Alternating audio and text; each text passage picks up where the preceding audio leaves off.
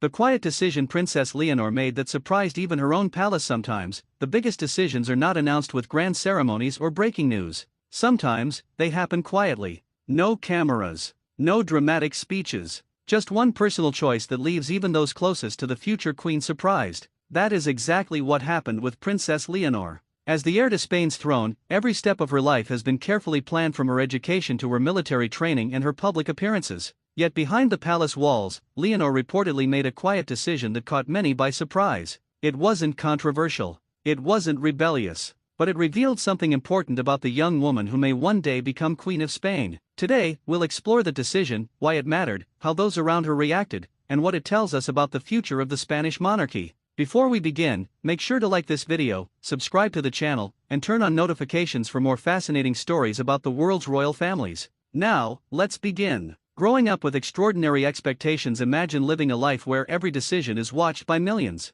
That has been Princess Leonor's reality since the day she was born. As the eldest daughter of King Felipe VI and Queen Letizia, she wasn't simply another royal child. She became the future of Spain's monarchy. From an early age, Leonor understood that her future would involve sacrifice. While other teenagers planned university life or career options, she was preparing for responsibilities that few people could ever imagine. Every public appearance was carefully organized. Every speech was analyzed. Every expression became newspaper headlines. Her parents worked hard to give both Leonor and her younger sister, Infanta Sofia, as normal a childhood as possible. But there was no escaping one simple fact. Leonor was being prepared to become queen. That meant discipline, responsibility, patience, and years of training. A different kind of future queen. As Leonor grew older, people noticed something unusual. Unlike many young public figures who embraced constant media attention, she appeared remarkably reserved. She rarely sought the spotlight. Instead, she focused on learning. She studied languages.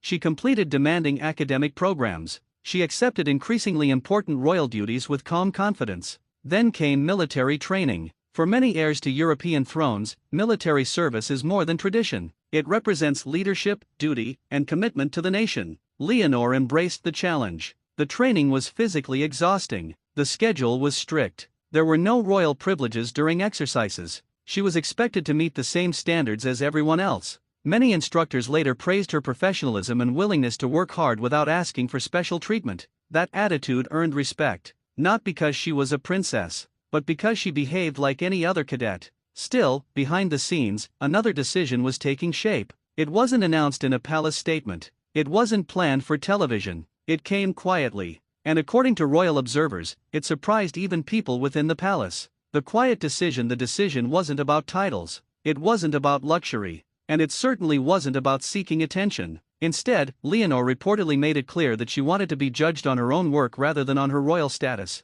Throughout her military training and public duties, she consistently chose to avoid unnecessary special treatment whenever possible. She accepted demanding routines, ordinary accommodations were appropriate, and the same expectations placed on those around her. To many, this seemed like a small detail, but inside royal circles, it sent a powerful message. It reflected a modern approach to monarchy, one built less on privilege and more on service. For palace officials accustomed to carefully managing every aspect of royal life, this quiet attitude stood out. It suggested that Leonor wanted to earn respect instead of simply inheriting it. And for many Spaniards, that was exactly the kind of future monarch they hoped to see. But was this simply personal humility? Or was it part of a larger vision for the future of Spain's royal family? That's where the story becomes even more interesting. In part 2, I'll continue with the palace's reaction, how the public responded, what this decision says about Princess Leonor's leadership style,